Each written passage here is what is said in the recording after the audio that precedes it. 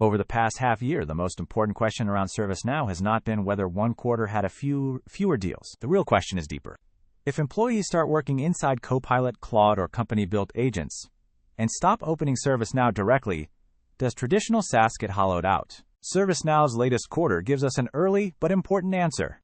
In the second quarter of 2026, ServiceNow subscription revenue reached about $3.877 billion, up 24.5% year over year. Current remaining performance obligation, or cRPO, grew 21.5% in constant currency. AI annual contract value crossed $1 billion for the first time, and agent deployments grew ninefold in 9 months. These numbers suggest that AI has not yet damaged ServiceNow's renewal engine or large customer expansion. Of course, the quarter also benefited from early recognition of on-premise revenue from U.S. federal customers. So we should not attribute every beat to AI. But if agents were rapidly replacing ServiceNow, we would expect contract growth, large customer purchasing, and AI usage to weaken together. So far, the opposite is true. The more important change is that ServiceNow is not betting everything on its own chat interface. Through Action Fabric and MCP interfaces, it is opening workflows that used to start inside ServiceNow pages to Copilot, Claude, and enterprise-built agents.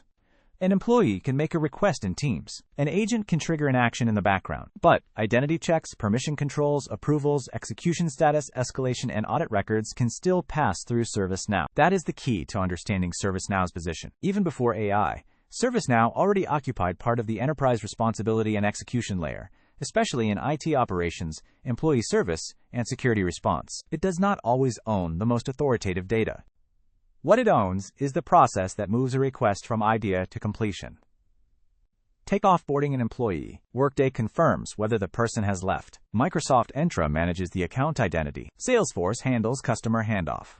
SAP handles expense and settlement records. ServiceNow creates the tasks, calls the systems, assigns owners, starts deadlines, handles failures, and records who approved what, where it broke, and whether the loop closed. In other words, Workday, Salesforce, and SAP look more like systems of record. Microsoft is stronger in entry points, identity, and security. ServiceNow wants to be the dispatch center and accountability ledger for enterprise work. The more agents there are, the more important this position could become. In the past, an employee submitted a limited number of requests each day. In the future, many agents may continuously scan for risk, find exceptions, and start actions automatically. The number of operations inside the enterprise could multiply, and companies cannot allow all of those operations to execute without control.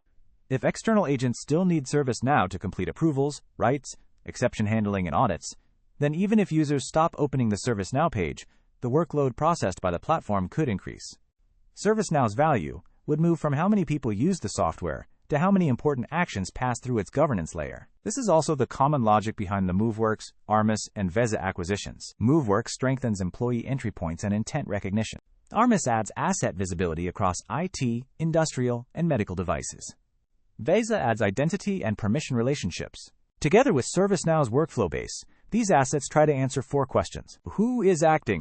What can they touch? What permission justifies the action? And what actually happened? But this will not be a winner-take-all market. Microsoft is ServiceNow's strongest potential competitor. It owns default entry points like Teams, Outlook, and Windows. It also owns Entra, Defender, Purview, and Agent 365. Microsoft is more likely to control who an agent is, what data it can access, and whether it is safe. ServiceNow is better positioned to manage what business work the agent is doing, who approved it, where the task card sits, and whether the loop closed. The two companies compete, but they also have to cooperate. In the latest quarter, ServiceNow announced that AI Control Tower governance would extend into the Microsoft Agent 365 ecosystem. That points to a layered architecture rather than a single vendor world. Microsoft manages agent identity, security, and entry points. ServiceNow manages cross-system execution and accountability. Workday, Salesforce, and SAP will also defend their home turf. Workday will manage employees, compensation, and digital labor. Salesforce will control customers, sales, and service agents. SAP will focus on finance, procurement, and supply chains. They will compete with ServiceNow inside their own domains. But when a workflow crosses departments, ServiceNow may still be needed to coordinate the process and close exceptions. So the real question for ServiceNow is no longer whether agents replace SaaS. It is whether enterprises can let thousands of production agents bypass a responsibility and execution control layer. If more third-party agents mean more actions governed by ServiceNow, the agent boom is not traffic bypass. It is traffic expansion.